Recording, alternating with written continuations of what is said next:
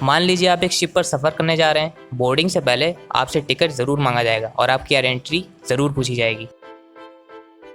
اب مان لیجیے آپ ایک سمندر میں ڈوب رہے ہیں اور ایک لائف بوٹ یعنی نجات کی کشتی آپ کی طرف آتی ہے۔ اب آپ کو صرف اس نجات کی کشتی کو پکارنا ہے اور اس سے مدد مانگنا ہے۔ اب یہ نجات کی کشتی آپ سے یہ نہیں پوچھے گی کہ آپ کون ہیں، آپ کے پاس ٹکٹ ہے یا نہیں، آپ کی آئیڈینٹی کیا ہے۔ اب ان میں سے کوئی بھی چیز امپورٹنٹ نہیں ہے اور صرف آپ کی طرف سے پکار اور مدد کی درخواست اہم ہے۔ امام حسین علیہ السلام کی مثال بھی اسی نجات کی کشتی کی طرح ہے۔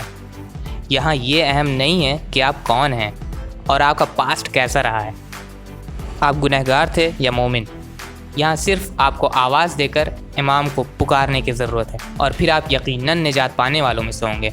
جیسا کہ رسول اکرم صلی اللہ علیہ وآلہ وسلم فرماتے ہیں، ان الحسین مصباح الہدی و سفینۃ النجاۃ، بے شک حسین ہدایت کا چراغ اور نجات کی کشتی ہیں۔